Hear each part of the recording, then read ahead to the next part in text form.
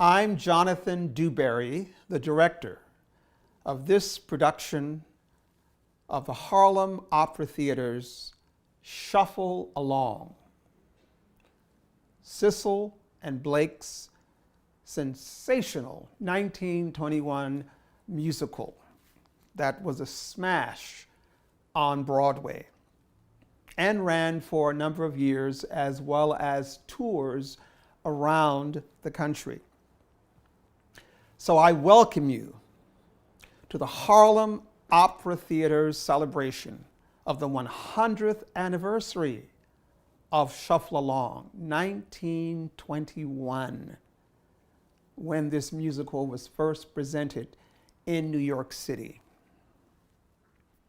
I thank you for your patronage and for supporting us this evening, and know that you will enjoy this performance, which has been put together by a strong, powerful collection of artists, musicians, and administrators, and technical staff to make this possible for your enjoyment. Let's talk about the origin of Shuffle Along. It came from a comic sketch by the duo Aubrey and Lyles. And they were two black vaudeville comedians who put together Flournoy Miller and Aubrey Lyles a sketch that was called The Mayor of Dixie. And from this sketch, they collaborated with Noble Sissle and Eubie Blake, who wrote the music and the lyrics for what became Shuffle Along. The basic premise of this is set in Jimtown, which is a fictional black town where you have three men who are running for mayor: Sam Peck, Steve Jenkins, who are both partners and who own a grocery store, and Harry Walton, who is like the underdog in this community. In the midst of this story, there is a love story between Harry Walton and Jessie Williams, whose mother is the owner of the Jimtown Hotel, which is the hotel in Jimtown. In this production, what you will see, which is what audiences saw back then, was a different presentation of black characters on stage. Here you have store owners, hotel owners, a sort of middle-class black community. At points, you will see them in tuxedos, spats, women in evening dresses and gowns. So this was not the proverbial sort of country story of the servant class, the farmers, the maids, the cooks, the butlers, but a different perception of black people who are a little more sophisticated and dressed up. I should also point out with the two, Miller and Lyles, when they first did this production, right, they played the two lead roles, the Steve Jenkins and the Sam Peck characters, and they were done in blackface, which was traditionally what black comedians had to don during this period to appear on the stage. We chose not to do that for this production, to focus more on the music and the story and the opportunity of what you're seeing. But do keep that in mind, that that was the context of this entertainment venue, was in blackface. So what you will see here then is a production where you have a smart, somewhat sophisticated community, as well as some people who are not as educated, but they're still part of the community, which represents all aspects, in this case, of the black community, not just the poor, but the working class, the middle class as well. So this production will illustrate that. And we're doing it with just 9 actors, not a full-fledged chorus. So you will see actors who are doubling and in some places tripling roles in what they're bringing to life with these characters. Also, the musical styles of this period that we see. Jazz was king in the early 1920s. And this musical depicts that, as well as blues and some classical traditions that you will also hear in the music, which is part of the background and the training for Noble and Sissle as well. So keeping these aspects in mind, we also want to talk about the context of this period. It was not usual to see Black performers in this sophisticated, dressed up look. And as I said, it was further uptown at the 63rd Street Theater, which is where Shuffle Along premiered, which was way uptown in what is now 63rd Street between what is now Lincoln Center and Central Park. So for the first time, you had white audiences who were coming further uptown to see this new show. So much so that they had to make 63rd Street a one-way street because there was so much traffic coming in and out. Plus, it allowed the opportunity for Black audiences to sit in the orchestra, which was also a big deal, that if theaters even allowed Black people, they usually sat in the balcony.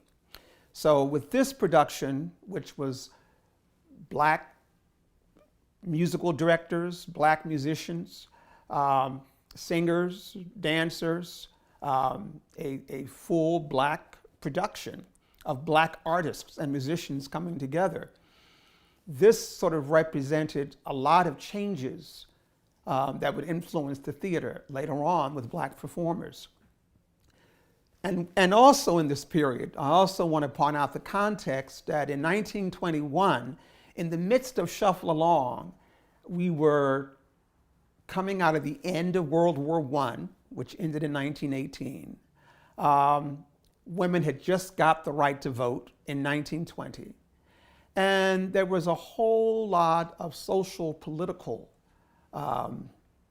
movings and goings on around the country that the country was celebrating, trying to sort of get away from the drugs of the war. Plus, the flu epidemic of 1918 still had lingering effects in 1921. So there was also that to deal with. There were a lot of new inventions, mainly the electric stoplight. Because keep in mind that prior to this period, you just had police officers who would have a stop sign or a contraption to sort of control the traffic, stop and go. There was no stop light as we know it. So this was a big innovation. And you will see one of the numbers in our production that takes place on a street where there's a police officer who has a stop sign and a whistle. So these kind of innovations were a big deal in the 1920s. Politically, we were dealing with a lot of racism and pushback from the Black men who had fought in World War I and now had come home to America and faced further racism, segregation, lynchings across the country in the North and South. The Ku Klux Klan, otherwise known as the KKK, was rampant throughout this period. In the midst of this, you had Black performers who were still trying to represent the culture, the music on the stage around the country.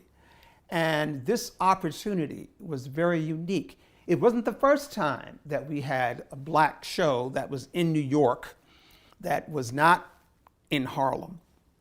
Williams and Walker, the great musical comedy team, back in the late, around 1908, 1909, 1910, had a production, not exactly on Broadway, but it was in New York City, right, which was called In Dahomey, which was very successful. And that focused more musically with, at that time, with ragtime, that sort of Scott Joplin period. So the 1920s, that next decade, gave us jazz and syncopated jazz, rhythm that you could dance and sing to. So this musical captures that. So we ask that you sit back, enjoy these 9 actors and musicians who have worked hard to present to you this production, to give us a taste, a concert version of what this production might have sounded like and looked like a bit back then. So we thank you once again for your patronage. We know that you will enjoy what you will be seeing and hearing. Feel free to join us. We are definitely still accepting donations for the continuance of the Harlem Opera Theater. We thank you. We know you enjoy it. So sit back, come along with us, and shuffle along.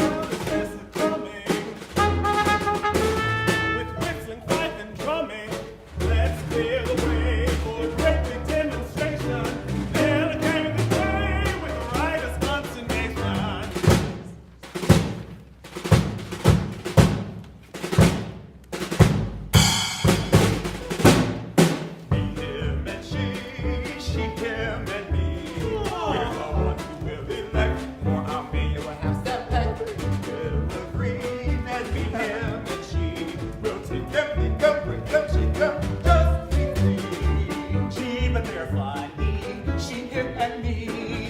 It's for thoughts of money, such a sight to see.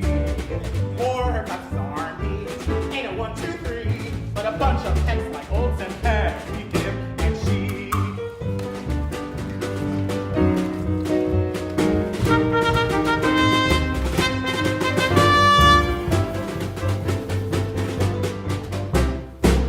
We're for Harry Walton, here we come.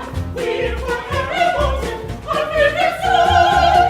And we're afraid of going, we will soon be showing. If we keep this step with a hat, right on the ground. Honor is our mantle, rise and grand. Justice is our platform, on which we stand. And since we are in it, we are born to win it. Harry Walton is our man. He is our man, on whom we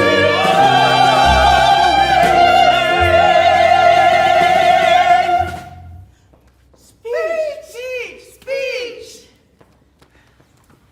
Friends and citizens of Jimtown, it is useless for me to attempt to tell you what kind of a man Harry Walton is. And that he is the right man for the mayor. Yes, He is. For no doubt, you all know as well as I.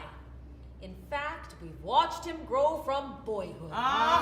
He is the man. He is the man. His honesty, integrity, Yes, sir. and efficiency make him the logical man for the office.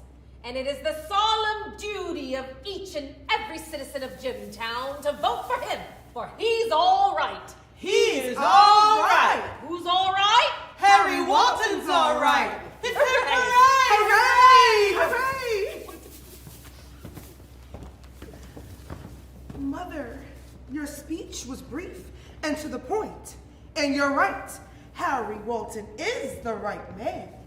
Well, daughter, no doubt some may say that my efforts in his behalf are prompted by the fact that he is to become my son-in-law. But my only motive is to see the right man in the right place. And Harry is the right man. Well, I trust my daughter is looking at it through unbiased eyes and not because she is to become the future Mrs. Harry Walton. Oh, Mother. Oh, did I tell on you?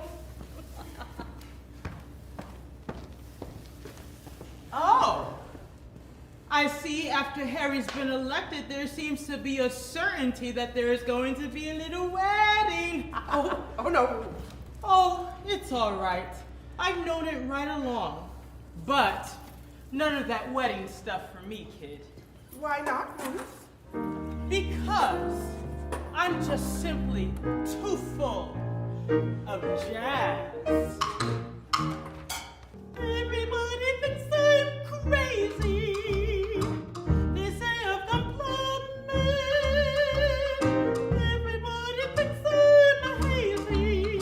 Lost all the sense I ever had. When they see me shake, it makes them shiver. When I do a break, it makes them quiver. But I'm not insane. I'm not to blame. The cause of it all is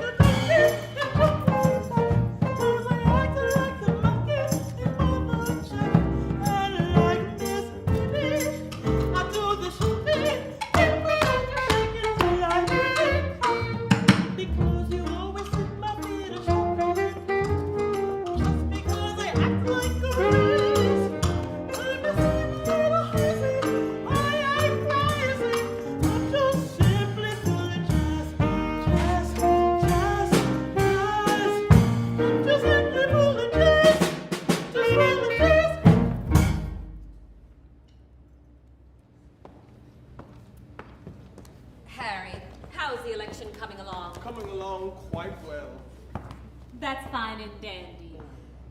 My boy, it behooves you to win. For if you are beaten by either one of those ignoramuses, Steve Jenkins or Sam Peck, who would run our town like they run their grocery store, I shall never consent to you becoming my son-in-law. But Miss Williams, And that is final.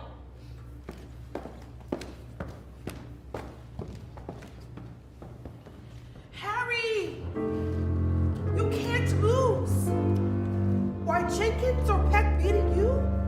Why, that idea is just absurd. I know, Jesse, I know, but just suppose for a second. Come now and don't let your faith weaken.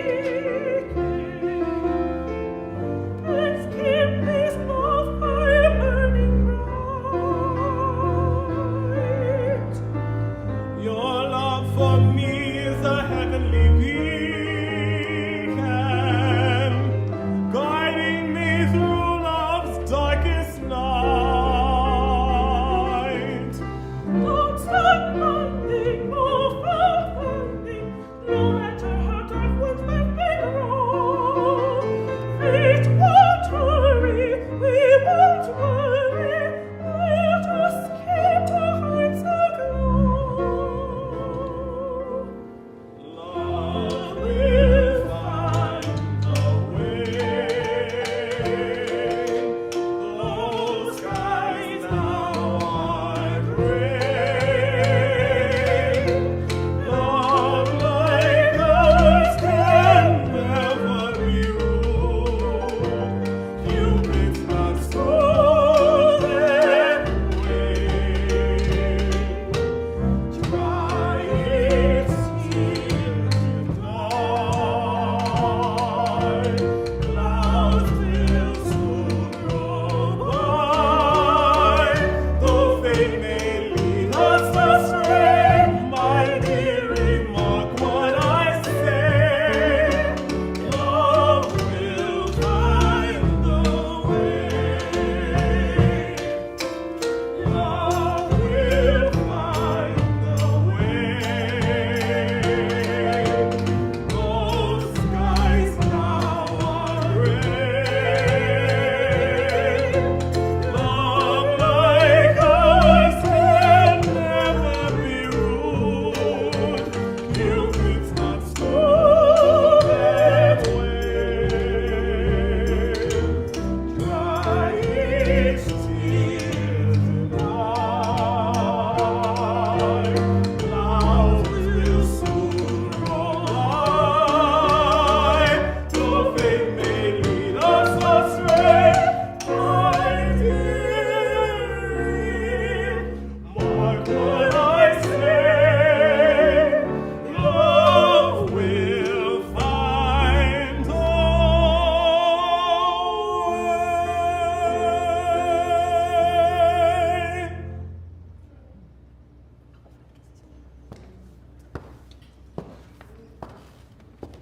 Good morning, Mrs. Peck. You sure look like a flapper this morning. Good morning. Have you any influence over your husband at all? Of course, I am his wife. Well, why don't you get him to withdraw from this race then? I'll have him withdraw only on one condition. And what's that? That is, if Steve Jenkins does. Oh, ain't that ridiculous? Steve Jenkins was nominated by the political machine. And your husband, Sam Peck, why, he's running on an independent ticket. Can you beat that? An independent ticket? Well, my husband has always been independent. Well, I know. But it seems to me that he would help Steve Jenkins to win, inasmuch as they are partners in Jimtown's most prosperous store. No, just store, not prosperous. Well, can't you see he's just splitting the ticket? He hasn't got a chance to win. Get him to give up. I don't want him to give up. And why not? Because if he is elected, then I will be the first lady of the town. Oh, I thought there was a catch to it. Well, never mind. He will never be elected. Never! Why not? Because Tom Sharper is the political boss of Jimtown. And my candidate Steve Jenkins will be the next mayor. Never. You have asked me 2 or 3 times to get my husband to withdraw. But I'll wager you've never asked Mr. Walton to do so. That old love-sick bird. He is the least of my worries. I suppose so.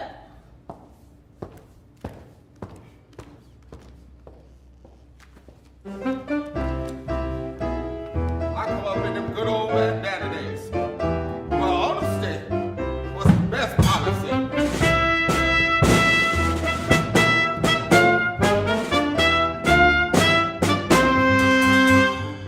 In those dear old bandana days, cane and cotton never forgotten bandana days, and their quaint old bandana ways. When a dance was cold and hard and mammies, they were sure some bashful Sammies.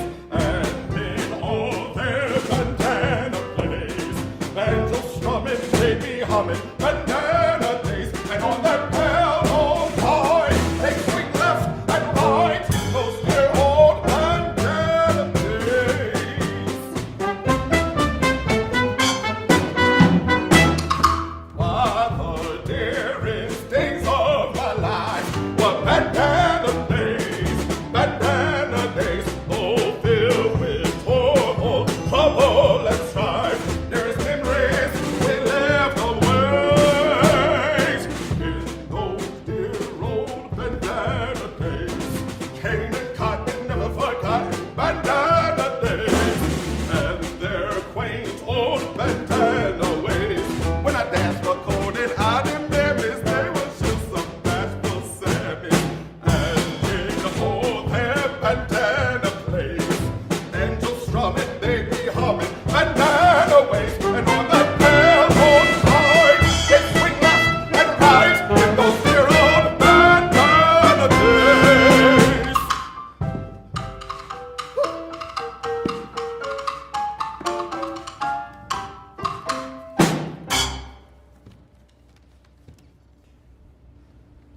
I don't want to hear that now. I'm a man that knows everything. You ain't got no business being no mayor, and you knows you ain't. What you talking about I being got mayor? just as much right to be mayor of Jimtown as you is. And much as far as that concerned, what you talking about I got no right to be mayor of Jimtown? It takes brains to be mayor. You ain't got brains enough to have a decent headache. You just running against me because you're jealous of me. That's all you is. And me and you running a grocery store together too. Minute I think I got a chance of getting elected, you splits the ticket. That's what I get for taking you in the grocery store as my partner. I'd never taken you in the first Now place. here, listen. Wait a minute. Let me get you straightened out about that there grocery store. I put just as much money in that store as you did. Maybe a little more. I don't know. You ain't put no more in it. I mow out a good deal. No, more. you ain't out. Yes, I mow out. Don't tell me I mow out. But when it comes to politics, that's where the friendship ceases right then and there. And here's another thing. I ain't about to let you run for mayor of Jimtown and not be some common folk. So get it out your head while you was at it. Look here, when I first started running, I says to you, I says, Sam, if I get selected mayor of Jimtown, I's gonna make you vice mayor. The vice mayor? Sure, that's a good job for you. Why don't you offer me a job that amounts to something? Like the governor of the county or something like that. What can I do with a vice mayor's job? You ain't got no business being nothing. You ain't even vote for yourself yet. I can't vote for myself. Anybody who's running for the office can vote for themselves. No, they can't. Don't tell me they can't. For I done voted for myself 4 times this morning. Yeah, but I is in a very peculiar position. I is a Republican, and I'm running on an independent ticket. And I ain't about to go against the old party. Steve! Oh. I have been looking all over town for you to make a speech. Now you need every vote you can get, so make it a good one. Go ahead, Tom. Introduce me. Fellow citizens, it gives me great pleasure in introducing to you Mr. Steve Jenkins, the people's candidate for mayor. Hear ye him. And hear ye me. I is running just as well as he is. and I be's the best man. That's right. That's right. Here we is. Take your choice. Ladies, gentlemen, people, and folks. Oh, you ain't left nobody out. I give you credit for that. Don't pay any attention to him, Steve. Go right ahead. As I stand before you, gazing into each and every one of your eyes, the question that rises in my mind is, what y'all think of me? Don't tell him. Don't tell him. Nah, don't tell him. Can you imagine that guy disturbing this crowd? This is my candidate. This is your crowd, not his. Oh, this is anybody's crowd. Man, go lay down. I may not be bedecked with jewels and diamonds rare. I may not wear watches and chains, but I have worn Balls and chains. And calm yourself, son. Calm yourself. Ladies, gentlemen, peoples and folkses. When I first entered this race for Mayor Jim Town, I had not the least idea that there was a dark horse in the race. Surprised I was. Very much heap surprised I was when I found out that that dark horse was my own business partner. Now, say something. Well, I might be the dog horse, but you ain't gonna never be no black man. Listen to me, folks. Listen to me. We will pay no more attention to my opponents. We will ignore here and focus on matters heap much more importance. Get to the point, Steve. For instance, look at the condition of your city today. I say, look at the condition of Jim Towns today. We have no electric lights here. You said it, Steve. Tis the cause will show you that there ain't been electric lights in Jim Town, not since before. Oh, there ain't never been none here. And there wasn't any here before then either. What we need is electric lights. Lots of them, lots of them. Look how dark it is in here. Who? Oh. What y'all looking at me for? So dark in here that if you lit one match, you have to light another one just to see the first one that you lit. Makes me your mayor. How about it, boys? I see that everybody in Jim Towns gets lit up. I do more than that. I see that you all gets electrocuted. You gonna kill everybody with all that man? Come on, man. What's the matter now? Steve, let Sam go. You make the speech, Tom. I can't make a... Ooh, ain't you a fine candidate for mayor? I spend one half the morning trying to get the crowd together, the other half walking them up one side of the street and down the other to find you to make a speech. And when you get to the most important part, you do a bonehead trick like that. Listen, Steve, you do know this is election day, and you are running for mayor. Course, I know that. Why you always asking me that for? Look at here, Tom. Ain't Sam running for mayor same as I is? Didn't he follow that man same as I did? What is you talking about? I know, but you can't compare yourself. How come I can't? Well, Sam is spending twice as much money as you in this election. Spending twice as much money? Yes. And he's away ahead of you. I wonder where he getting that money from. Didn't you just say that you two were partners in the same grocery store? Yes, and that's just what I'm thinking. We're partners. And your profits are the same? Well, they ought to be, but maybe they ain't.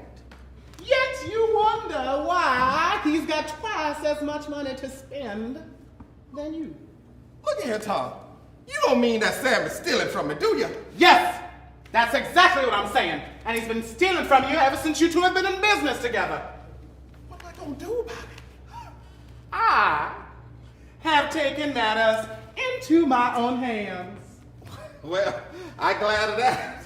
Because you can catch him. I can't. You were slicker than I is. Quite right. I have sent to New York for Jack Penrose, that great color detective. You leave old Sam to me. I'll fix them. No. If you don't send for a detective, you gonna fix me. That's what you gonna do. Listen, Steve, you don't understand. Oh, I understand. You don't understand. I understand better than you do. You's the man who don't understand. I understand fluently myself. Isn't there stealing going on in your store? Yes. And he'll come down here and catch the wrong stiller. He ain't just gonna come down here and watch Sam. He gonna lock up the first man he catch stealing. Why, of course. Well, I can't take no chances like that, Tom. You can't. No. Listen, Steve. I am hiring the detective to watch Sam, not to watch you. Oh, he gonna watch the man we want him to watch. Why, of course. Ain't he our detective? But listen, it's going to take plenty of money to do this. Well, if he come down here and watch Sam and keeps his eyes off me, you can have all the money you want. Fine. That's all I wanted to hear you say. All I want you to do is make sure I get elected. And if you do, I's gonna dance at your wedding. Ooh, and there will be a wedding just as soon as you is elected. Look at here now, Tom. Who you gonna marry? Why, Emmeline. Who's she? Everybody loves Emmeline. She's the gal that all the fellas hang around. I don't know who she is. Everybody knows Emmeline. She's the pal of every other gal in town. Watch out. And every pal and gal will still be singing the blues when they hear the latest news in Honeysuckle Town. What her mama look like? Sweet Emmeline. Is her daddy rich? Said she'd be mine, and in the wedding line there'll be no hesitating, for the preacher will be waiting with an autumn time. Oh, you are whipped. With Daddy by my side. All the fellas will be jealous and feeling kind of rough when I come along with Emmeline, strutting my stuff. Hot dog, my soul's gonna knock 'em cold.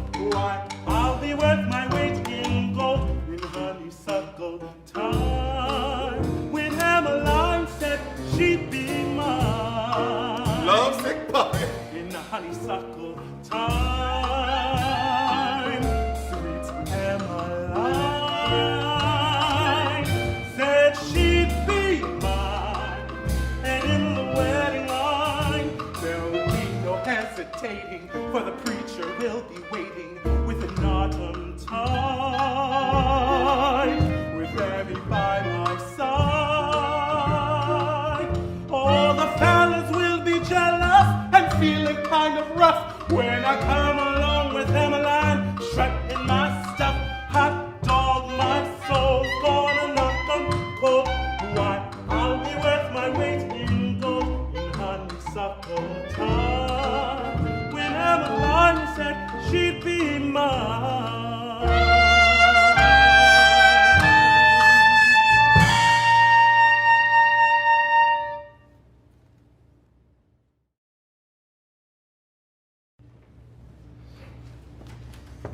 How dare you give me an argument? Look, honey, I know what I'm talking about. Never mind. I don't want you to stand around talking to these girls. I got to talk to the women folks in order to get their votes, ain't I? I'll solicit the women's votes. You get the men's. No. If I can't talk to the women folks, then I'm sorry I'm running for the office. Well, I'm not. Because if you are elected, then I get to run the town. If I'm elected, you can run the town? Of course. Ain't you my husband? Yeah, I'm your husband. Well, ain't I your boss? My boss. Ain't I? Ain't I? Yeah. Well, if you run the town and I run you, then don't that make me run everything? Then all the power I get, that's the your power. If the leading light of the city, running things to suit myself. Why? The first law I'll pass will be to get rid of Jim Green's gambling part. For what? That man ain't done nothing to you. Oh, he's making too much money, and his wife, she's wearing such fine clothes. Why, she's snubbing everybody. But just you wait. My time is coming. I'll show her. I'll fix her. I'll show her. I ain't even elected yet. And Steve, he getting just as many votes as I am. And you know why? Because he's buying them. And you know where he's getting the money from? Right out of the cash register in your store. Out the cash register? Of course. You mean he's stealing the money? He's been stealing from you ever since you went into business with him. Is that so? Oh, yes, but he's through stealing now. When did he die? Sam, Yeah?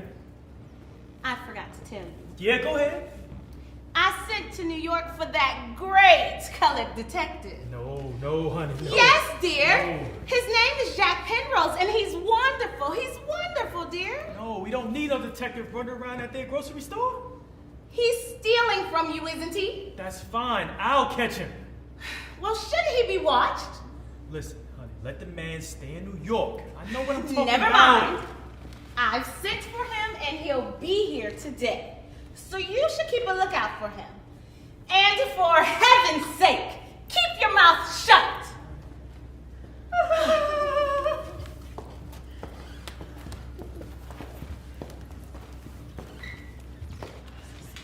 Can I see that? Oh, I'm running too. My name is Samuel Peck. You probably haven't sold my building. Say Sam. Come on. Sam, how about we go down here to the corner where there are a lot of men? We can get some votes down there. You go on, honey. You get them all riled up. I'll be there in just a second. As I was saying. Is that so? I think you'll be going this minute, Sam. Sam! Yeah. Yes, I's coming.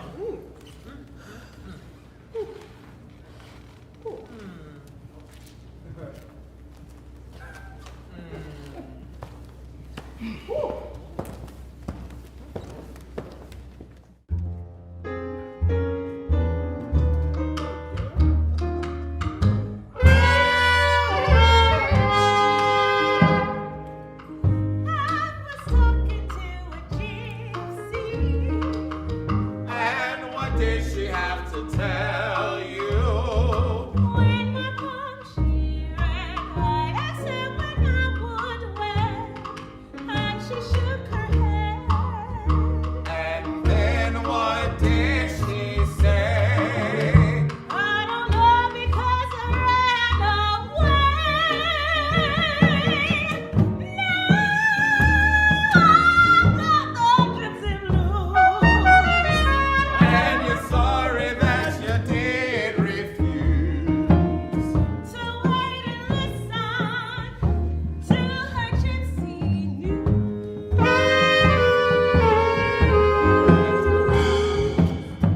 Maybe she was just in doubt.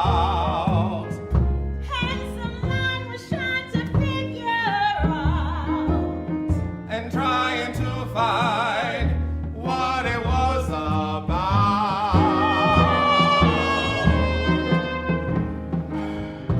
I would give half my weight in gold to know what she was about to tell me. But if she would have said that you're sweet and you lose, they'd have to bury you. Rather than to start a ruse. Why you ran away and you got your dues. That's why you've got those empty gypsy blues. Gypsy blues.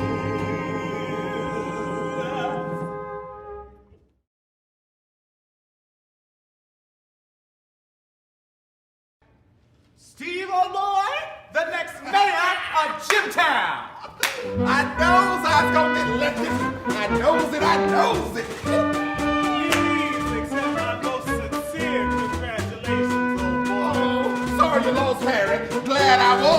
Hey, Sam, come ride me all over town on your back. Giddy up.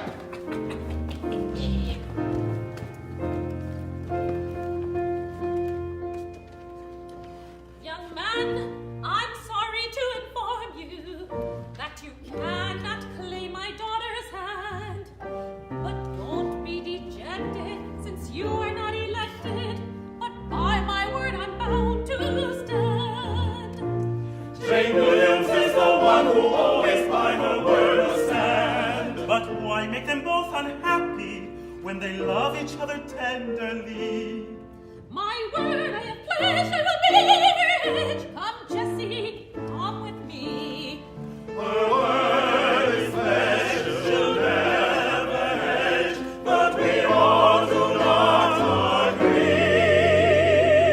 Just suppose they were lost once again. Once again, They were disposed of my husband, her mama, what then? well, what then? It is true what you say, but my word it must stay. Come, Jessie, bid Mr. Wanton good day.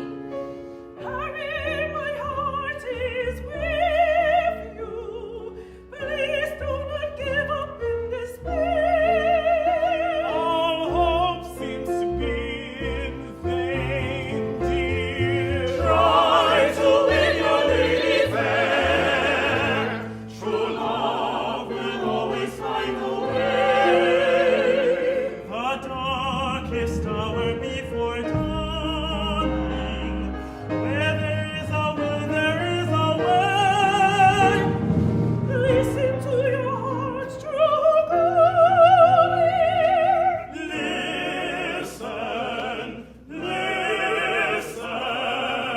Listen and know hear it say.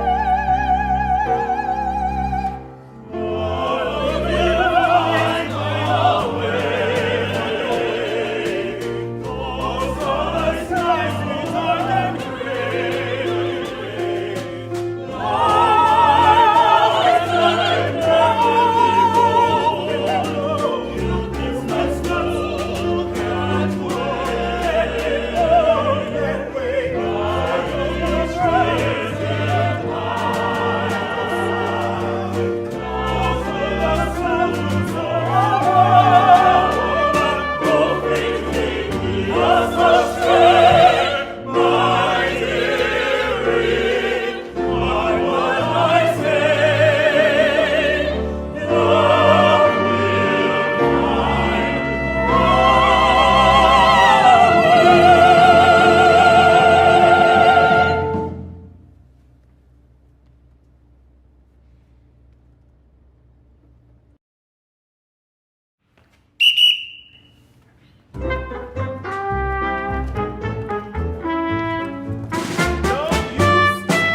Why didn't you start dancing with me? I told you to do the cootie, you turned around and did the shit. Look at it, you still do it. Look at you. Forget me. Look, you know who I am. So I got your earring. Good morning, officer.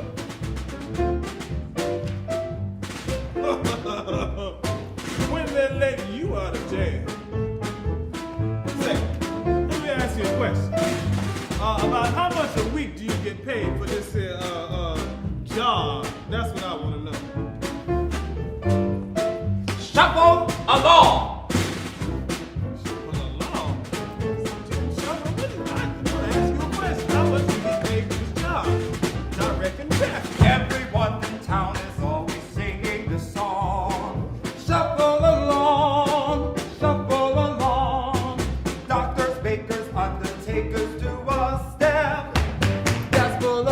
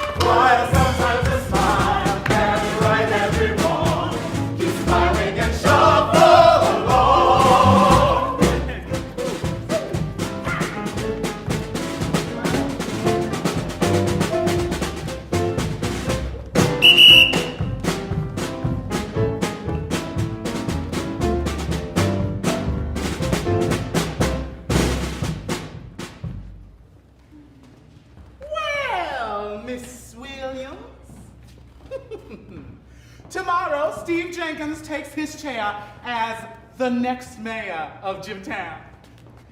My candidate. Oh, and I heard your mother objected to you marrying Harry inasmuch as he lost the election.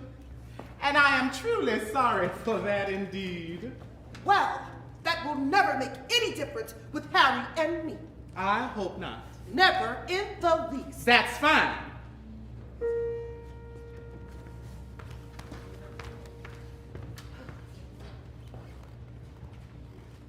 It's just one fellow for me in this world. Harry's his name, that's what I claim. Why, for every fellow there must be a girl.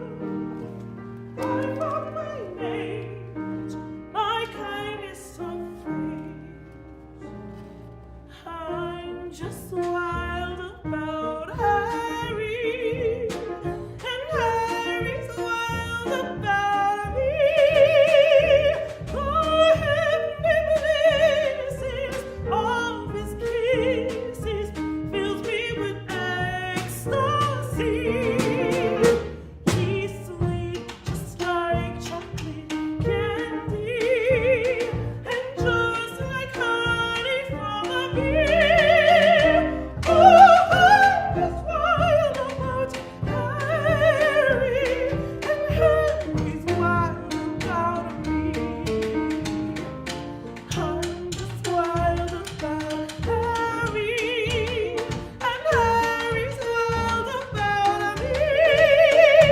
Oh, heavenly blisses of his kisses fills me with ecstasy.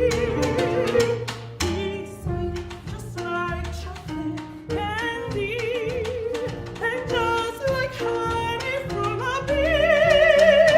Oh, I'm just wild about Harry, and Harry's wild about him. Not two without, he's just wild about me.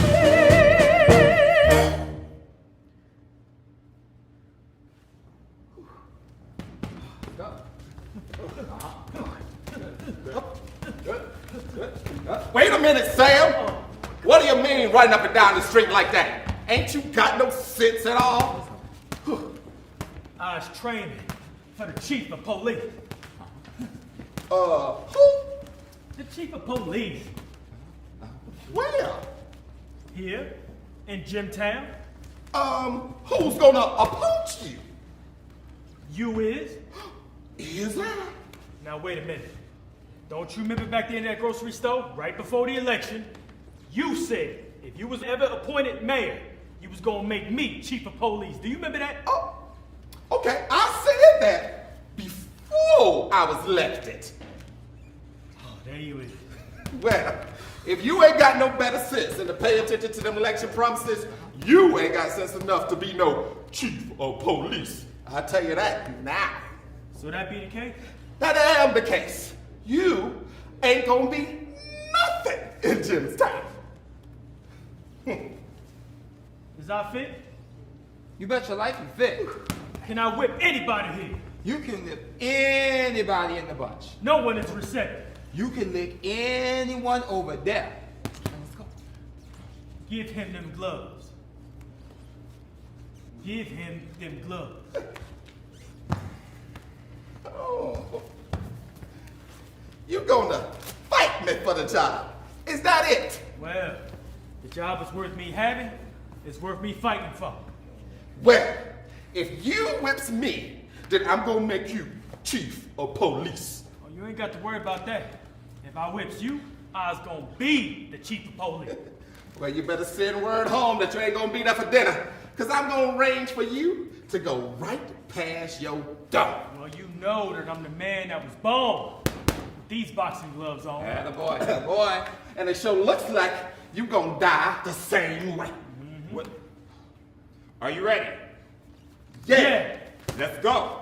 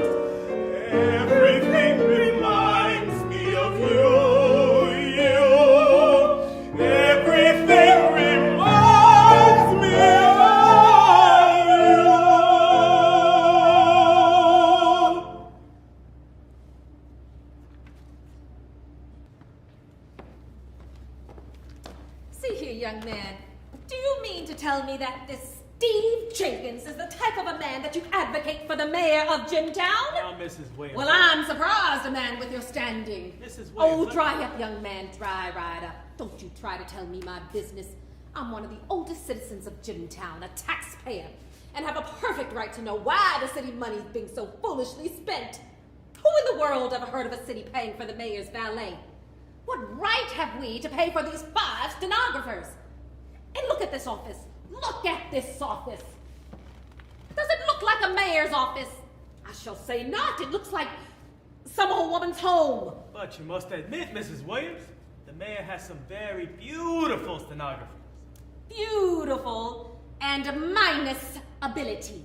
Why, every one of them would have to have their fingers cut off before they could write shorthand.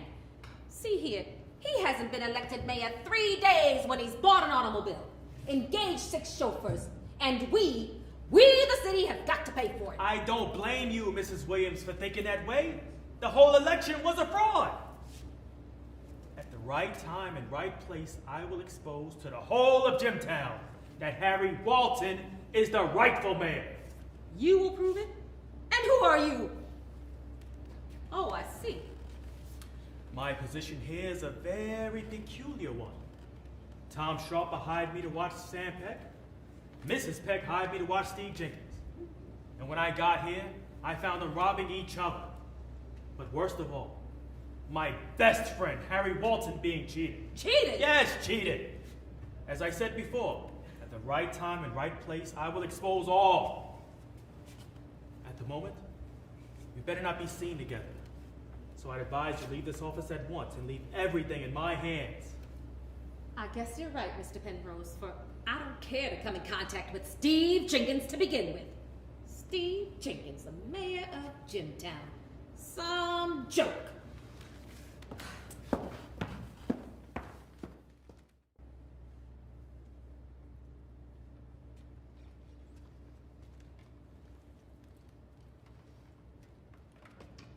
Good morning, Miss Secretary. Good morning, sir. Is the mayor in? No, sir, not yet. May I take your name? No, thank you. I'll call later. Very well, sir. Good morning. Good morning.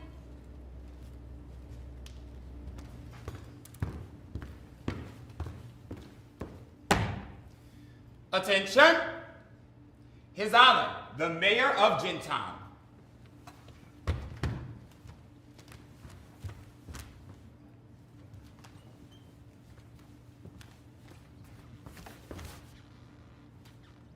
At ease.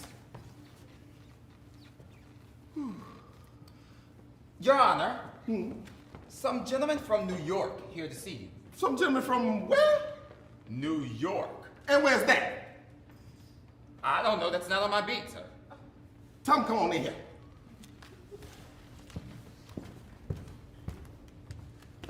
Right this way, gentlemen. His Honor, the Mayor.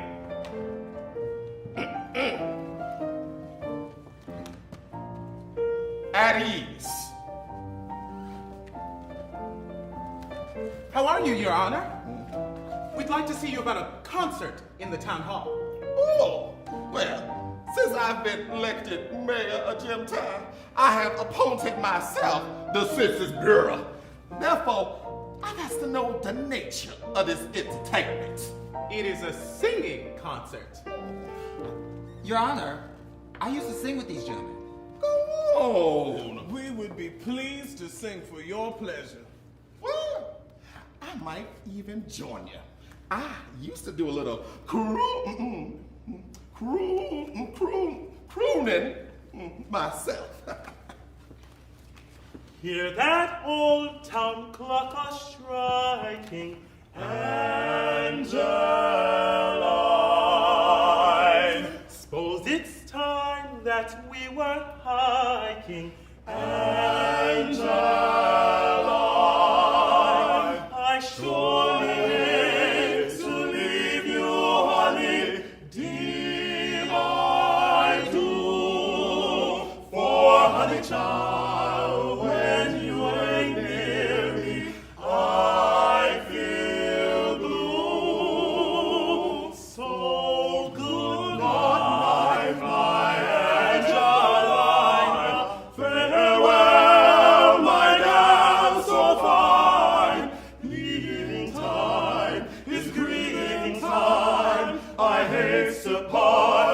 my baby in my night time was made for some loving. It's the right time for turtle doving. Kisses taste much finer, hugging seems diviner, but I must leave you, honey, 'cause I am feeling funny. Good night, Angeline. Hear that old church choir singing, Angeline. And hear that old sweet singing, Angeline.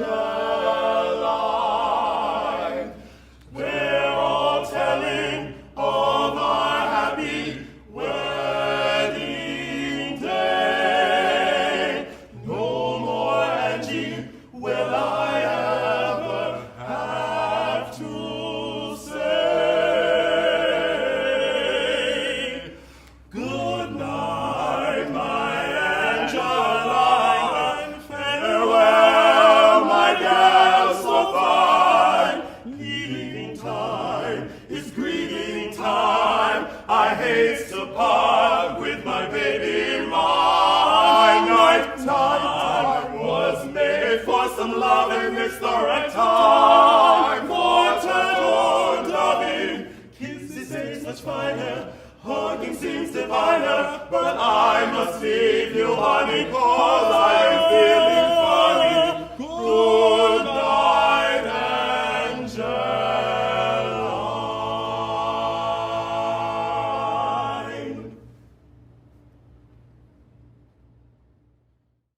Woo! Hey, gal, come on down here and tell them about old Deacon Birch and that brown skin vamp down by the coat the other day. Ooh, they ain't heard no scandal.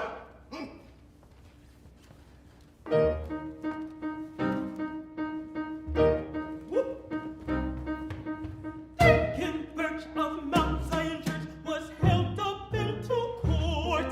He was brought in by his wife, I think, in church with no support.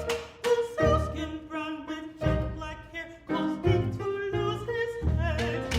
And when the judge could it speak, days in the words he said.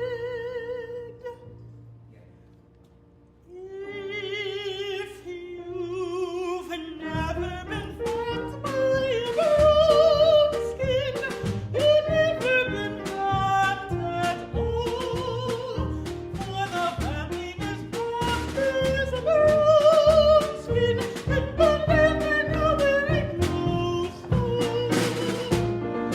Wake up, girl, they'll make you bring out a jail.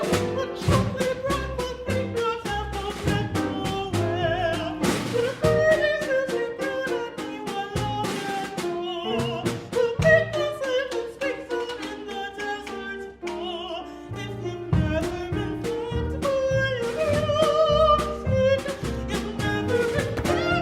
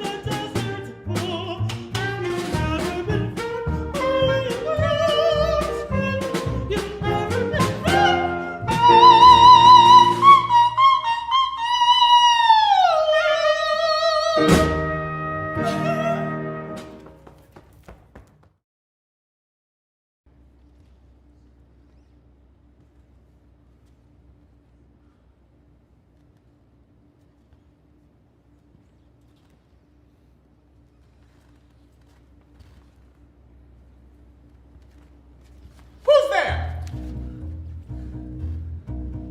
Hey, Sam. Is that you? Yes. Tom, is that you? What are you doing out here this time of night? What What, you in the night force now? Man, I'm all the force. And who you looking for? Slippery Jim. Slippery Jim. He out already? Ain't been locked up yet. I thought he was the first person you put away when you got the job. Oh, Tom, I wasn't thinking about locking him up. Ain't we got some fine protection?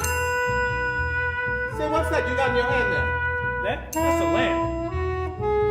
Next to Aladdin's lamp? That's the oldest thing I ever saw. Aladdin's lamp? What you talking Aladdin's lamp? You never heard of Aladdin's lamp? No, Tom, I never heard. Tale of it. Well, that was the old lamp they found. And when they rubbed it, a genie would come up. And any question they would ask him, he would answer. And any wish they would make, he would grant. You see, if that was Aladdin's lamp, and you rubbed it and a genie came up, and you asked him where Slippery Jim was, he'd tell you exactly where to find him. No, Tom, I don't want that. Oh, but it was a marvelous lamp.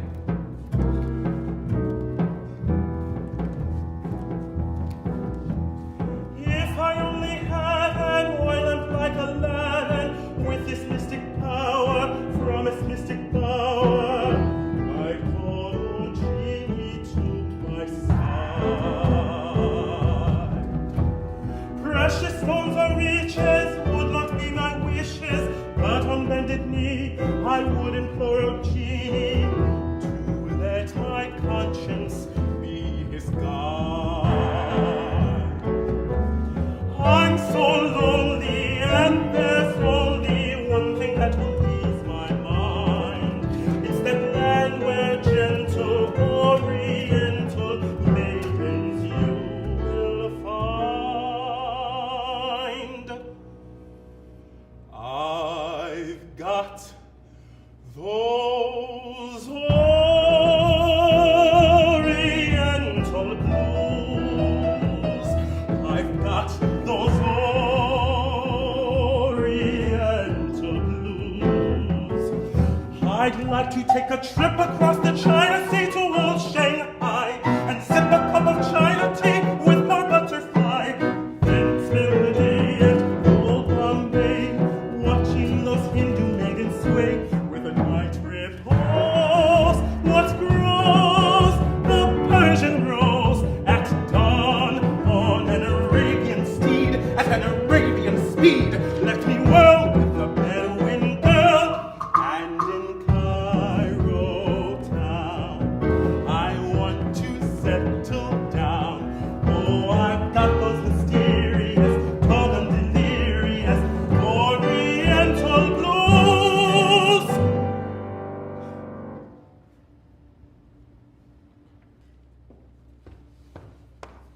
Oh, you are just the man I've been looking for. At your service, madam. Mr. Penrose, you've been here a long time, and you haven't reported to me as yet. You were in the store, and you must have found Steve stealing. That's how he was elected. But still, you haven't caught him. Oh, I've caught him all right. Well, why didn't you report it? He should have been arrested at once. The idea of him robbing my poor husband. He's nothing but a common thief. That's what he is. I caught your husband robbing Steve. Huh? You caught my husband robbing Steve? Well now, who hired you? Me or Steve? Can you keep a secret? Of course I can. I'm a woman. Tom Sharper hired me to watch your husband. Well, Tom Sharper's too smart. Not as smart as he thinks he is. When I got here, I found Steve robbing Sam, Sam robbing Steve, and the store clerk robbing both of them. And then I, in turn, robbed all three of them. Oh, this is dreadful. Here is the money. Give it to your husband and Steve. And tell them to be in that store tomorrow morning, ready to run business on the level. Oh, that's impossible. They have to be at the mayor's office tomorrow morning. No, not tomorrow morning. Harry Walton shall be in the mayor's office tomorrow morning. Well, I don't understand this at all, Mr. Penrose. Well, come with me, madam, and I will explain.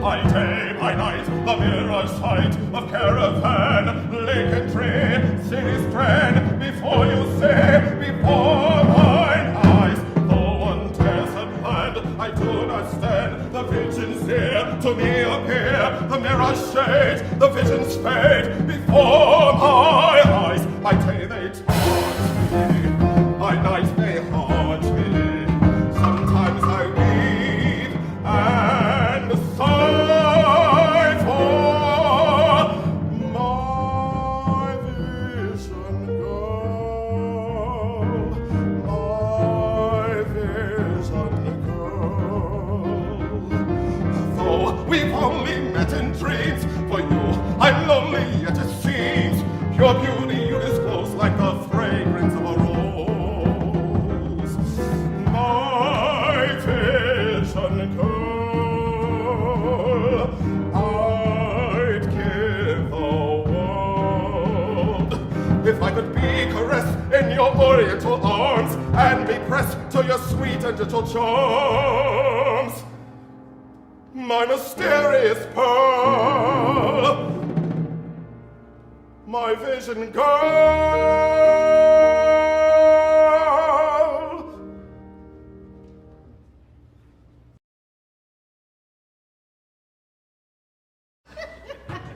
Friends and citizens of Jimtown, we always knew that Harry Walton is the right man for the mayor.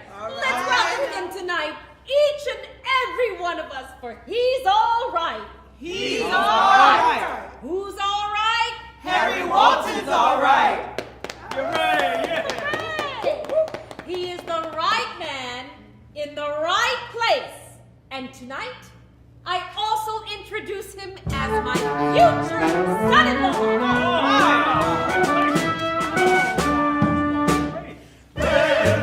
I've been a thousand raggy, draggy dances that are dancing every hall and there. I've been a thousand raggy, draggy dances that are dancing every hall, but the best is one that was. It's called the Baltimore Buzz. You take your baby, gently hold her. You lay your head up on the shoulder. You walk just like your legs are breaking. Do a tango like a tango, then you start to shake your hands. You do a raggy, raggy motion, just like any ship upon the ocean. Slide, and make your hesitate, glide. Oh, honey, ain't it great to just? 'Cause we get in a trance with the Baltimore Buzz and dance.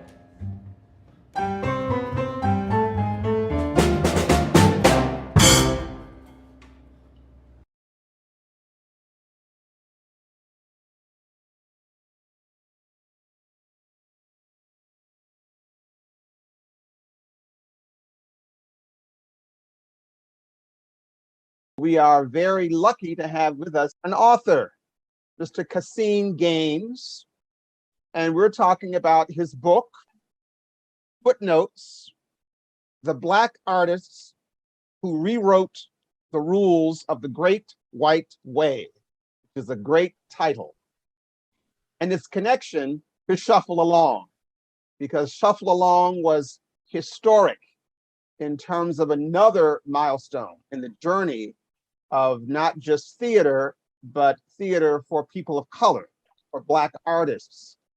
So one of the first things we want to talk about here, Cassine, so welcome. Thank you. Thank you for having me. It's a pleasure to be here. Thank you. One of the first questions I wanted to ask, a little background on you, for those who are not familiar with you or your work. Could you just give us a background in terms of your upbringing, what you're doing, and perhaps what inspired you to write this book? Sure. So I am an educator. I am a theater lover, I will say as well. That doesn't make my official bio, but it's an important part of who I am. And I also am a cultural historian. So I write a lot about popular culture, entertainment, and really how it intersects with the greater culture and history.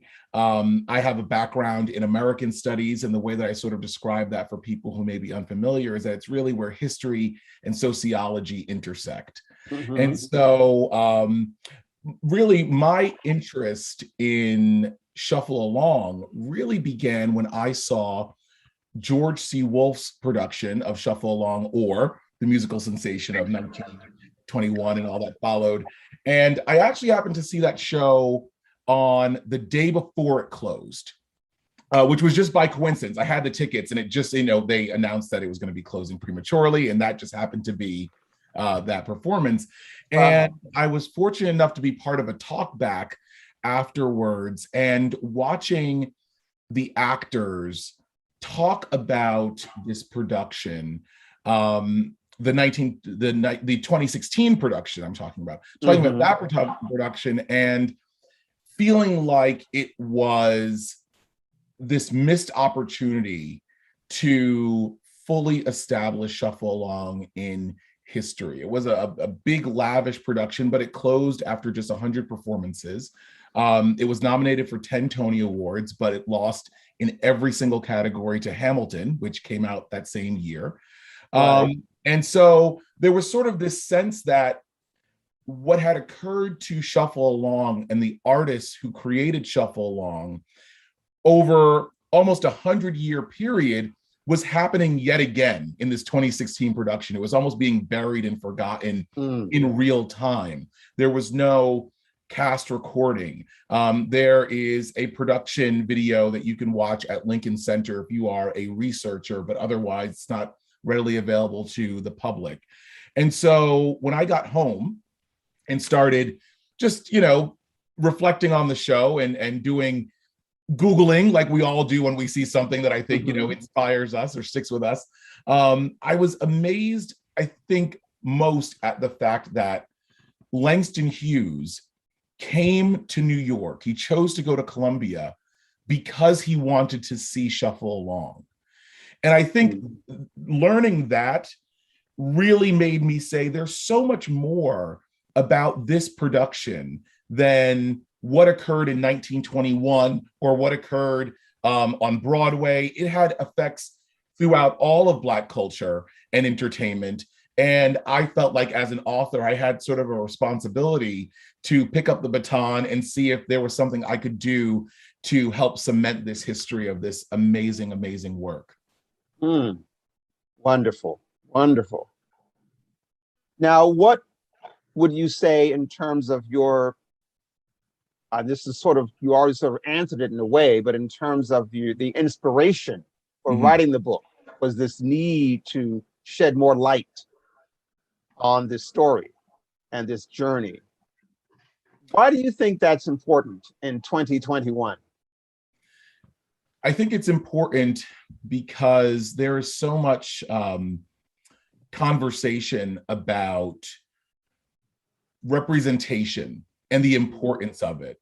And, I think oftentimes in American history, we sort of, because of the way that we have been taught in schools, because of the stories that we have been told, it's easy to sort of feel like Black people were not present for certain moments in history or were excluded from certain spaces. Broadway still, by and large, is a very white space. It's every year it seems like we get some article about the diversity on Broadway. And what people don't realize is there were more Black people working on Broadway in 1924 than there are today.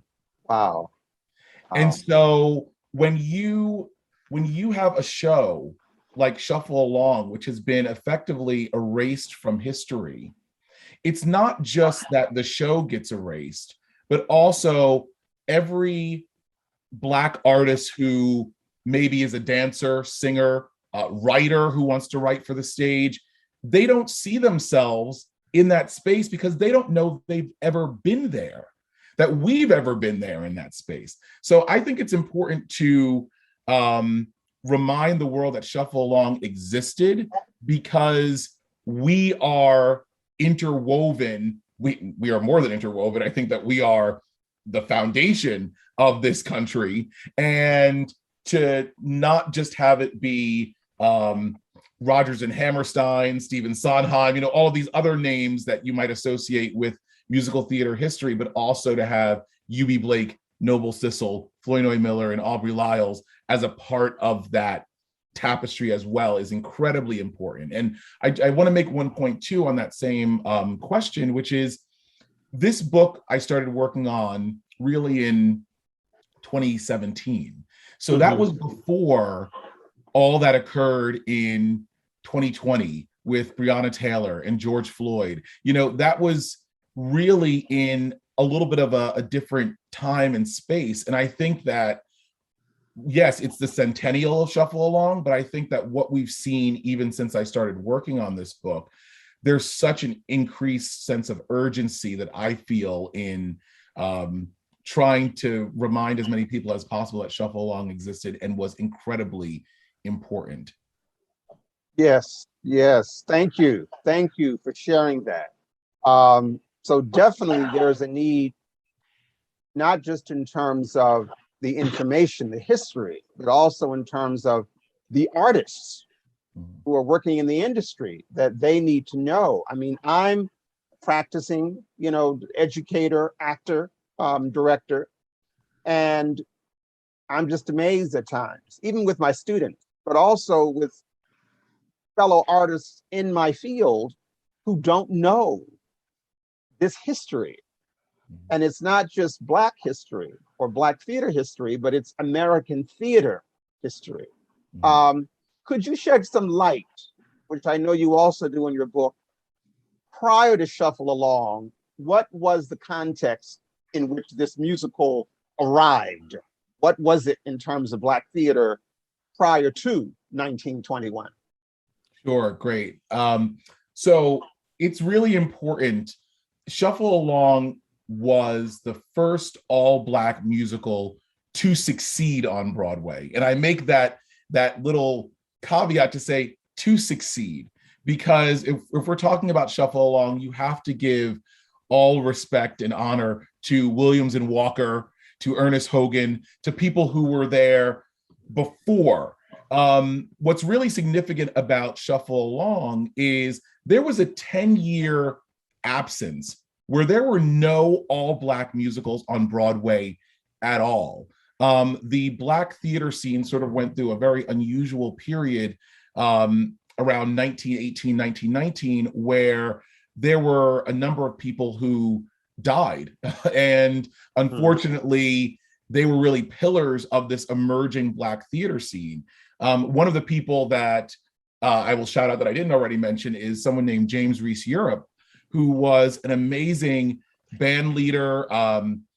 He didn't refer to himself this way, but if you look at what he did, essentially union organizer of Black musicians and artists, who was a real pioneer. There's there's a great book to read on James Reese Europe. The name of it is escaping me right now, but it's worth checking out because it's just a great biography. He is someone that people should know.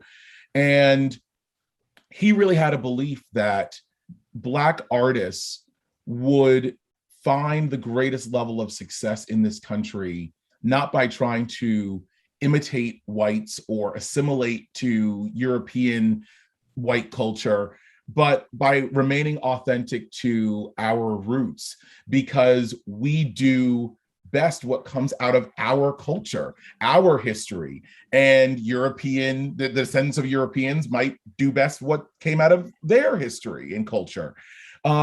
So he was a real forward-looking person who fought for fair wages, fair accommodations for musicians. He wanted all of his performers to dress in tuxedos, which was not necessarily the custom at the time, but he really believed that we are going to not come in and be viewed as the help. We're going to come in and be viewed as artists who are supporting, whether it's the party or you're going to pay top dollar to see us on stage. Anyway, so with all that being said, Eubie Blake, Noble Sissle, Miller and Lyles, they really knew that they were adding to a legacy that had been established. But what was unique about Shuffle Along was the show was crafted in a way where it would appeal not only to Black audiences, but also to white audiences. And that was really what was revolutionary. The music was jazz. It was the first time that there was a jazz score on Broadway. It was the first time you had Black chorus girls that would come out on stage and be dancers, not just ornamentation, not just to be looked at, but actually they would sing, they would dance.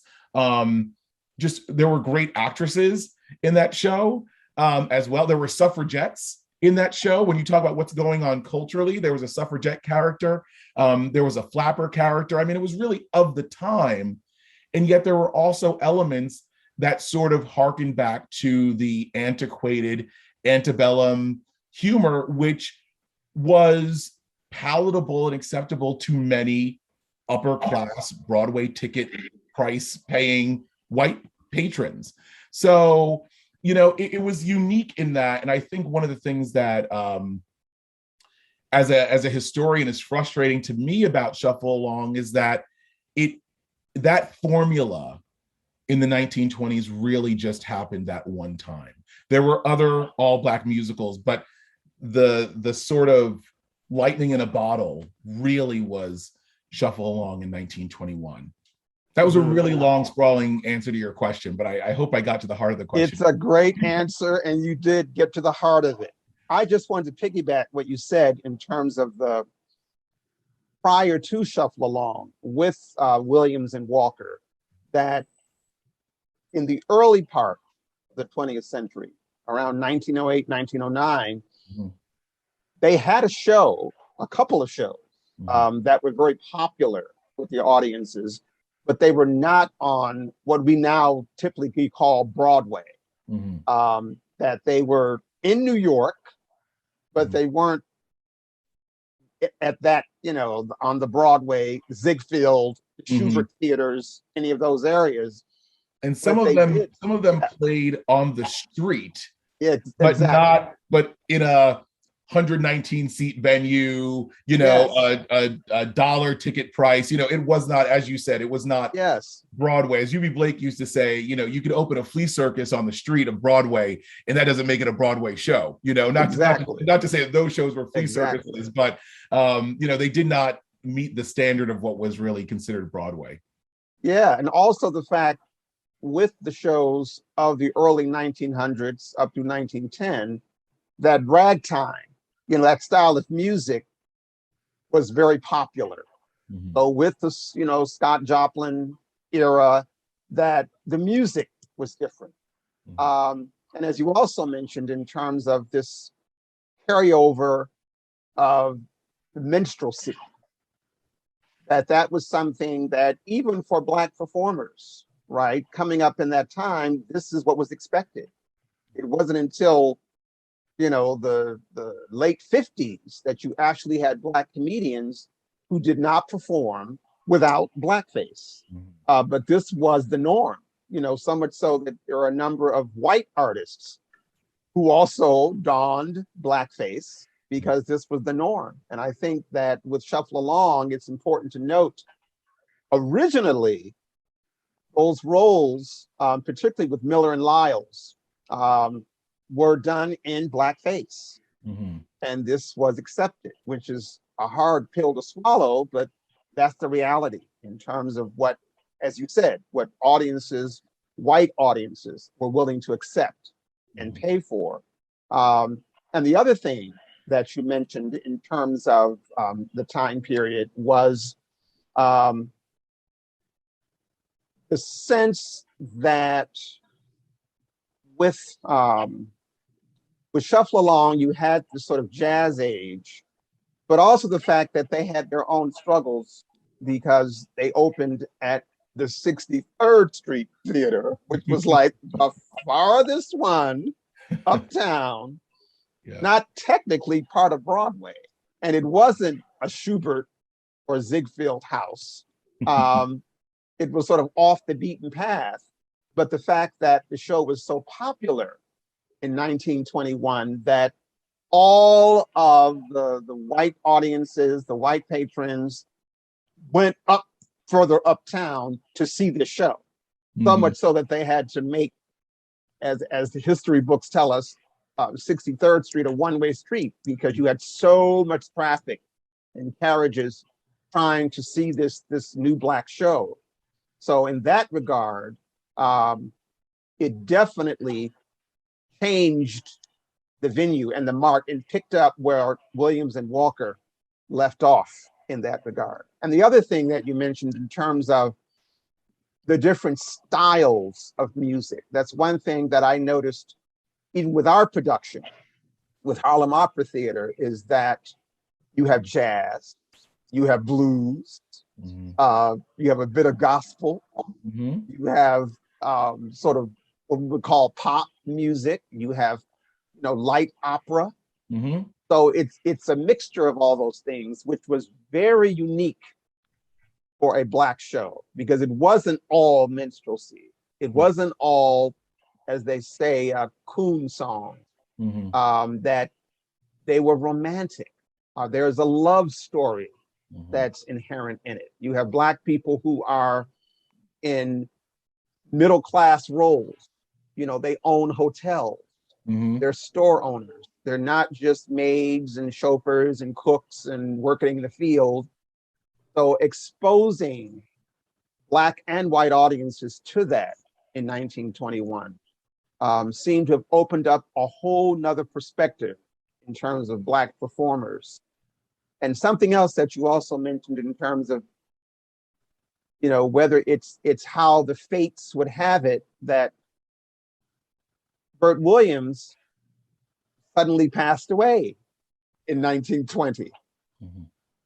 Florence Mills, who was part of the original cast in the chorus of Shuffle Along, passed away. So it's like there was almost like this changing of the guard. Right, of this journey of, okay, here's the next generation. So, Noble and Sissle and Miller and Lyles seem to have entered the venue at the right time to carry on this journey, this storyline of what had gone before us. So it's very interesting that it sort of fell within that perspective. And one other thing, when we're talking about what else was happening in the 20s, what would you say in terms of, as you mentioned, women had just gotten the right to vote in 1920. Some women. Yes.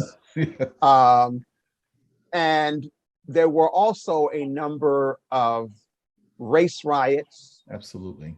The number of lynchings was high. You had segregation still right in New York City. Typically, one of the things that I think we want to note is that typically for audiences if the theaters allowed blacks in the audience, they were in the balcony. The orchestra was reserved for white patrons. So this was one of those musicals where, for the first time, you have black patrons who were sitting in the orchestra, albeit still not in the same, purview of whites, a little behind, like the 10th row on or something of that nature. But the fact they were now on the same platform made a big deal, and it sort of changed that perspective. And the fact that you had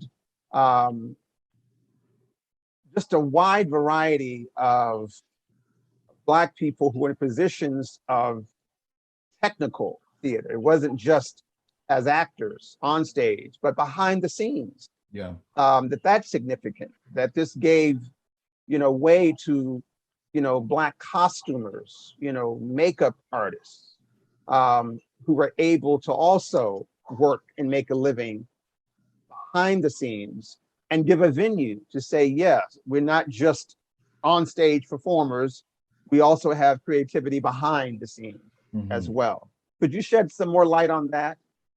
Sure. I mean, so I'll pick up on that last point first. One of the names that immediately sprang to my mind was a woman named Elida Webb, who was a chorus girl in Shuffle Along. And when Shuffle Along concluded and Miller and Lyles and Sissle and Blake went their own separate ways, and they each staged sort of rival productions.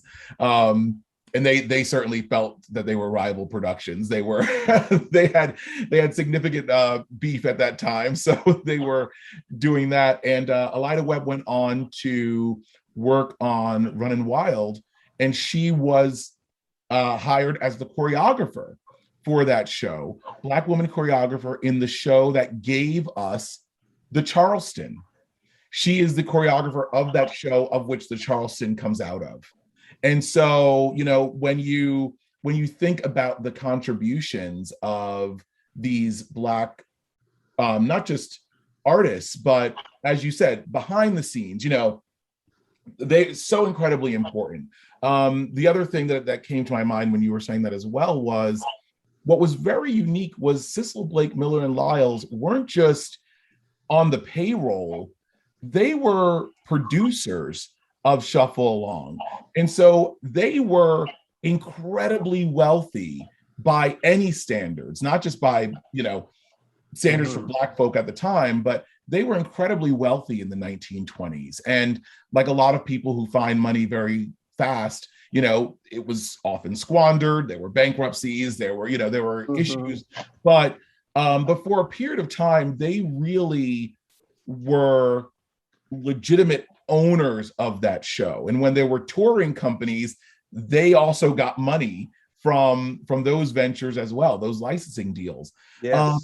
But I want to go back to what you were saying about the greater time period, about the lynchings, about just racism and Jim Crow that was going on throughout the United States, because this is one of the things that, I'll be honest with you, when I started writing this book, I did not anticipate would be as much of a character or a force in this book as it ended up being. Noble Sissle was a part of the Harlem Hellfighters, the 369th Infantry Regiment that went to Paris and fought in World War I. And when those Black soldiers came back, there were so many hate crimes against these Black soldiers, primarily because, and you can go back and find it in news articles throughout the United States, not just the Deep South, where there were people saying, there were white people saying to Black people, you can't wear that uniform. You take off that uniform. We're not going to have any, Black people, but of course they didn't say Black people, in that uniform. And these soldiers, in large part, went to fight overseas because you had thought leaders like Du Bois saying the best way to sort of prove our full citizenship in this country is to fight for this country. And certainly when we come back, our white brothers will recognize that we are just as American as they are. And that was not the case by and large. Noble Sissle himself, is a story in the book of him being victimized on 2 separate accounts because he was in uniform. And so when we're talking about this period of time, it's not divorced from what's going on in 1919 was called the Red Summer because there were so many lynchings during that period of time. The other thing that was going on and certainly impacting New York as it is today, 100 years later, was the pandemic, the Spanish flu pandemic of 1918, which by 1921 was not fully gone in New York. Yes. And it's harrowing to look at, but you can go back and find in the news articles from that period, concerns about, people having mask wearing fatigue. I mean, there's nothing new under the sun, in a sense. And what that did to New York's economy, there was prohibition. And prohibition, I don't know if it's always thought about in these terms, but New York State derived something like 25% of its total income from the sale of alcohol prior to prohibition. So when prohibition was enacted, it further decimated New York's economy. So you had all of these things taking place at the same time. And then it's important to mention that I think it's 8 days. I think it's just outside of 1 week after Shuffle Along opens in New York. In Tulsa, you have that race massacre, also in 1921. Yes. So it's, Noble Sissle was asked why he felt like with all of these headwinds against Shuffle Along, this show managed to succeed. And he sort of had 2 separate thoughts about it. One was the Black community and even people, the larger community were experiencing so much hardship. They were looking forward to something that was just fun. It was escape. It was enjoyable. And the artists were really talented. That needs to be said. But the other thought that he had was Shuffle Along showed an aspect of Black people being people, as you mentioned before, middle class being store owners, hotel owners, being in love, which was a controversial idea at the time, that they were free to be people in Shuffle Along. And at the same time, white audiences and Black audiences didn't feel like it was a message show. They weren't going there to be preached to. They were going there for entertainment. And Noble Sissle felt like that, by and large, led significantly to the show's success. But the one other thing I want to mention, going back to what you were saying about Miller and Lyles being in blackface, I really believe that this is a large part of what has led to Shuffle Along being erased from history, because it does have this, no pun intended, dark element of blackface as a part of its nucleus. Not every character in Shuffle Along was in blackface. In fact, very few of them. Right. Yes.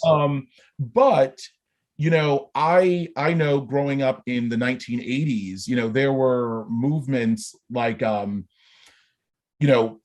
there were speculation that like Bill Cosby had bought the rights to the Little Rascals, and that he had, pulled a bunch of Little Rascals comedies because there was racially insensitive material. And there was comments, certainly, I don't think this is uncommon for people to look at performers like Hattie McDaniel and Stephen Fetchit and people like that and say, like, these are bad examples of Black performers, and we're going to not play these films on television, and we're going to sort of bury them and erase them.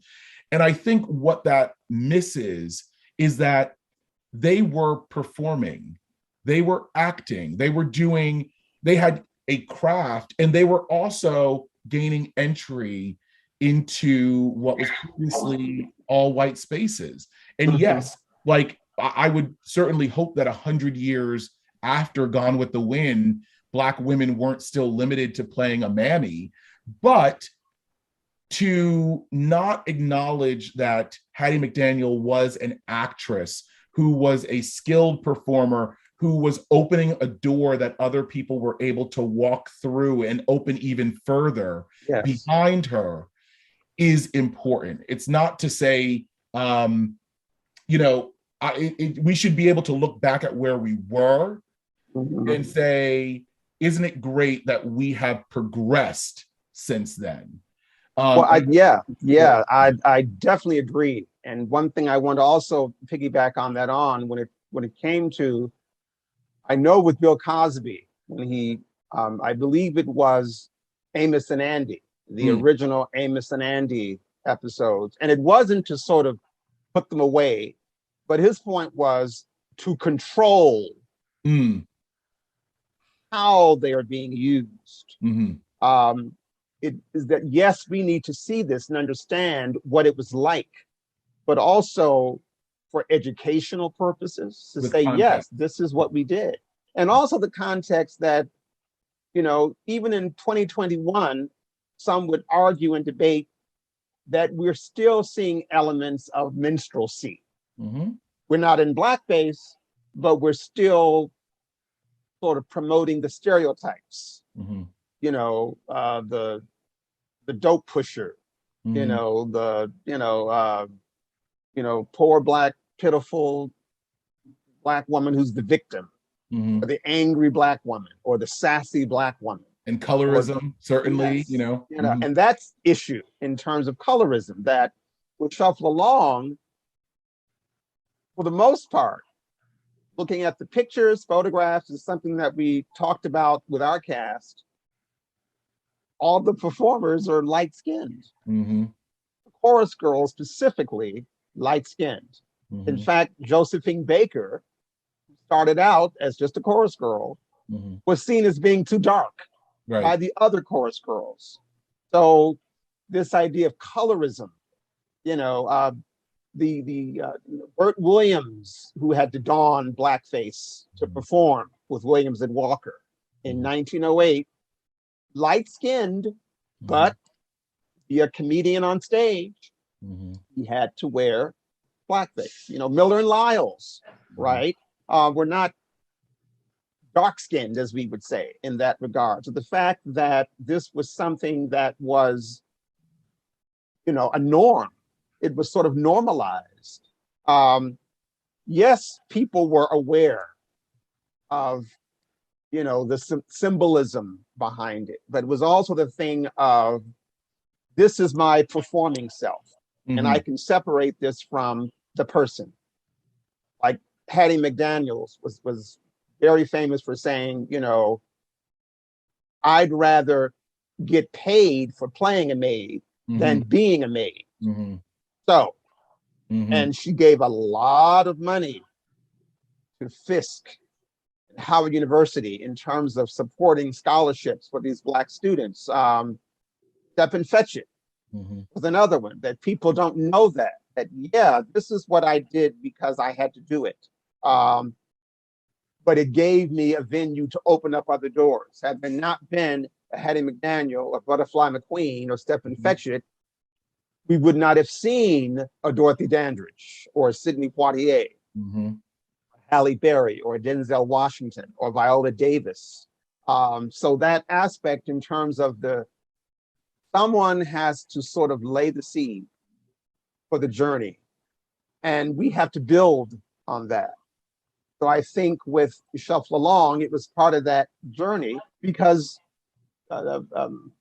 Josephine Baker, she stayed with the show. You know, Paul Robeson was in the show.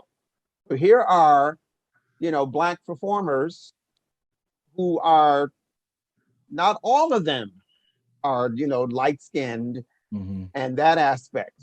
So the fact that, you know, we're still dealing with that issue, but the fact that we're opening up doors, and even then, doors were being opened in terms of saying, see, we're in all shades. You might just see one, but we're in all shades.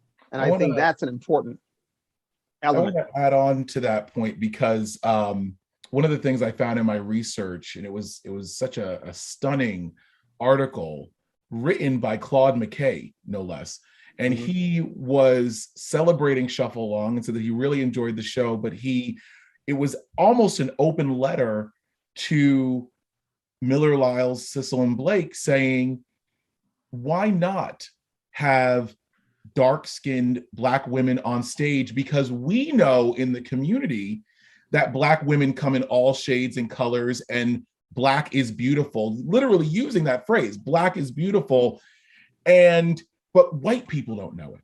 And what an opportunity this show would be to introduce white people to the full array of Black beauty on stage and let them see, Black women of the the color spectrum, tap dancing, singing, wearing those costumes, and ultimately that wasn't the decision that was made. But I just thought it was startling. And there's something else. The exact year is evading me. I want to say it was 2009, around there, maybe a little bit earlier. But there was something I wrote about in the book where August Wilson was asked shortly before he died about the potential of staging Shuffle Along in its original iteration back on Broadway. And there was a white producer, Jack Vertel, who is still a very important Broadway producer, who was thinking about doing this. He had never heard of Shuffle Along before. He had discovered it. He started researching it. He said, this is amazing, and it's a watershed moment for Blacks. Jack Vertel is not Black, but he said, wouldn't it be great to sort of celebrate this show? But I think there would be some blowback, and I can see that. And so what do you think, August Wilson? And August Wilson, I think, had such an interesting perspective where he said, it's not only about Black people seeing Shuffle Along, but if white audiences go to see Shuffle Along and know that this show is a part of a legacy of Blackface in this country, and that causes white people discomfort, that's important too. That white people should also know what Black people had to do to gain entry into these spaces, what parameters were put on them. Because oftentimes when we talk about this, it's, well, Black performers had to do this, and we just sort of say it without saying the other part, which was, who made them have to do it? Why did they have to do it? Why wouldn't white audiences go see someone in their natural skin tone telling jokes, or without a deep Southern drawl, or eating watermelon, or what, why was that? It's not that these Black performers woke up and said, this is what I want to do, I think that'll work. They knew that was the only thing that would work, because many of them had tried it the other way, or were not allowed to try it the other way. Yes. And so August Wilson sort of said, it's okay. And actually, I think in the 2016 Shuffle Along that George Wolfe did, I actually thought there was a little bit of a missed opportunity to not put these kind white theater goers who were spending $200 to go see a Broadway show in a little bit more discomfort. I think too many people left that show saying, I went to a wonderful history lesson, but they missed some of that history. I think there were some concessions that were made, right, to make it a little— It was very safe. Right. Safe, and as you said, making people feel comfortable. And that's why, even when I was asked to direct the show, and I was doing my own, because I'm a historian, I got my doctorate from NYU in Performance Studies, and I had studied the Negro Actors Guild as my dissertation topic. And there's a lot of overflow. Sorry to interrupt you, but that's a great topic. Thank you. Yes. And Noble Sissle was one of the founders of the Negro Actors Guild. In fact, he was the first president of the Negro Actors Guild back in 1936. And just seeing that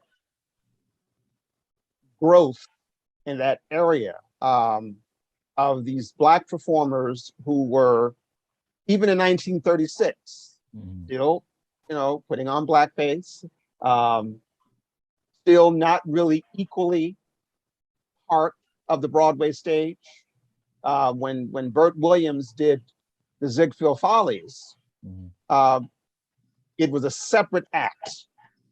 He was not allowed to interact, touch the white performers. It was his bit. And once he was done, okay, the rest of the show went on.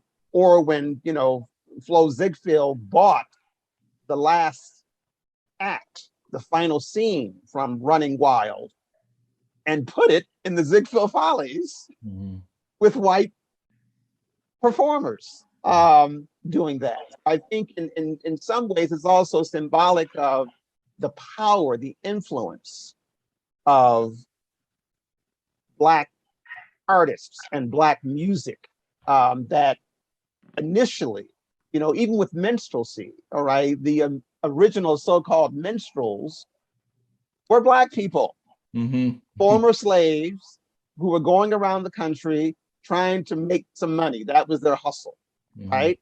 Very successful at it until you had white people who said, oh, that looks like fun. Let me try that. And at one point, they're more popular and more in demand than the Black performers. So then we had this, creation of white performers putting on blackface to play Black people and do Black music, and what their perception of Black music and the stereotypes of, the overdone expressed language and what have you.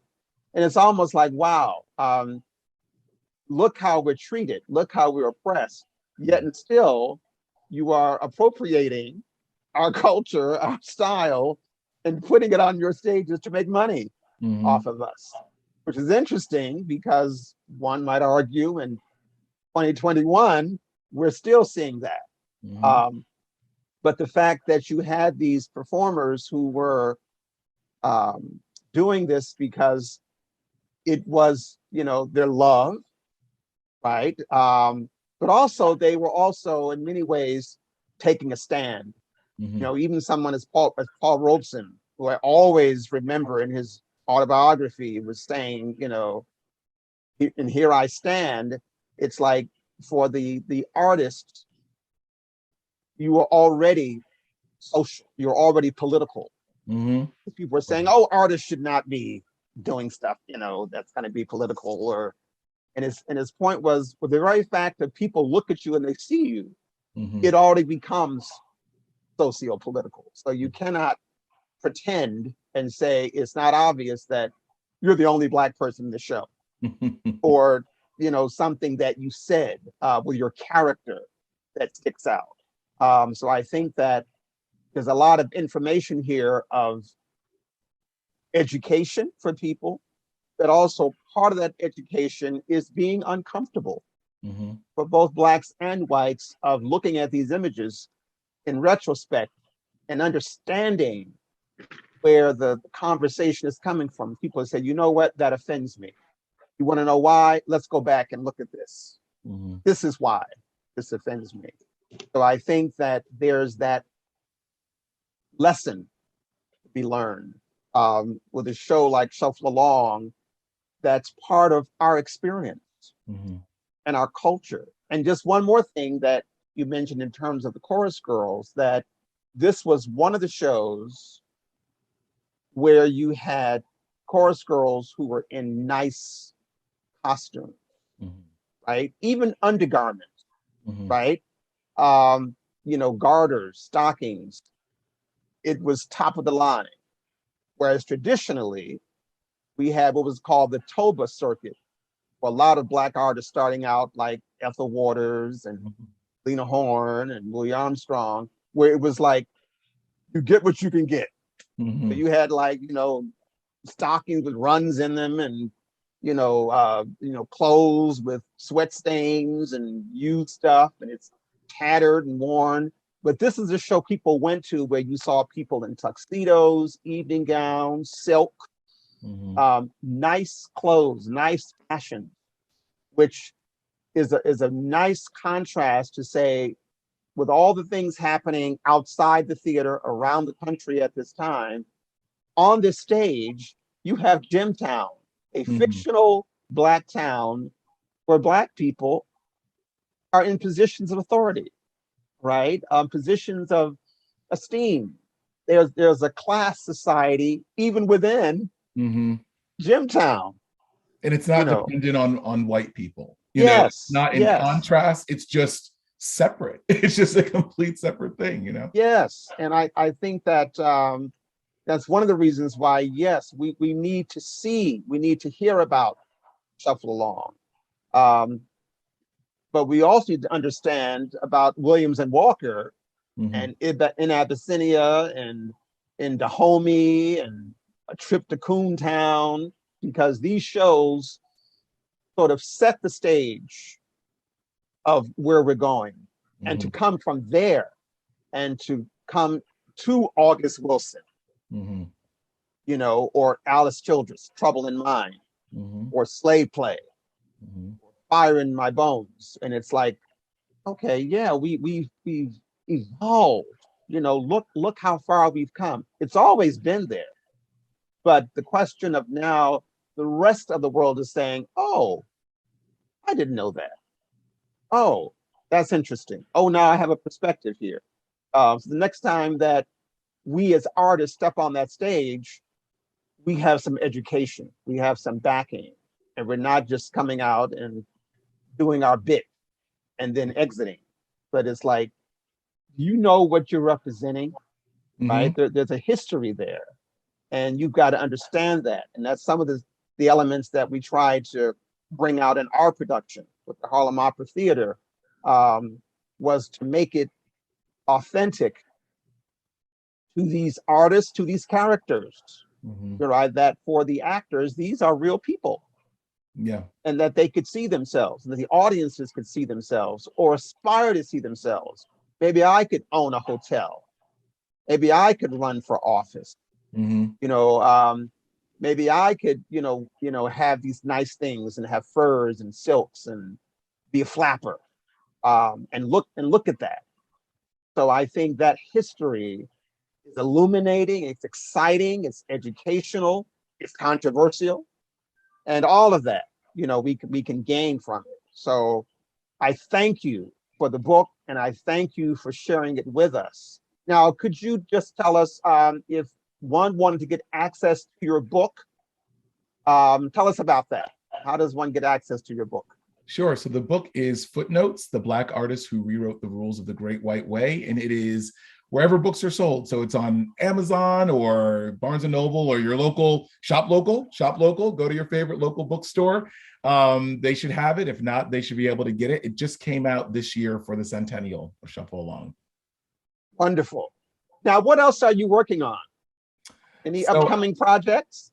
I do have some upcoming projects, and I can say also, I guess the one thing that I'll sort of tease, I can't say too much about it, but I will say that Footnotes has been optioned for a television miniseries. So I'm hoping that this story of Shuffle Along, it looks like we may be able to experience and trap it in some amber in a different format moving forward. So if you want to be one of those people that says, like, I read the book first, go check it out. But hopefully that seems like it's moving forward, and I think that's all I can say. Or one of us might be in it. Yes, I will definitely look if things move forward. I promise I'll be in touch with you, because I want to. It's, you know, I feel so strongly about the importance of shouting from the rooftops about this show, and everything that you just said about it being illuminating and beautiful and controversial. You know, that's history. That's history. That's Black history. That's America. And I think that Shuffle Along, I always say, it isn't the example. It's just an example of Black excellence, of Black turmoil in some cases, of Black erasure, of Black representation. There are so many other examples of maybe not shows or films or books or entrepreneurs or business people that have reached Shuffle Along type levels of success. But there are stories like this throughout American history. And so, you know, anything I can do to help amplify those stories. And I'm so truly thankful and excited that you all are staging this production, because I hope everyone involved with this production knows how important it is. It's so important, not just for the run of your show, but it's important that it existed so that people can go back and say, in Harlem, we did this show at this time to celebrate this moment. It's crucial. And I thank you all for doing that. Thank you. Thank you.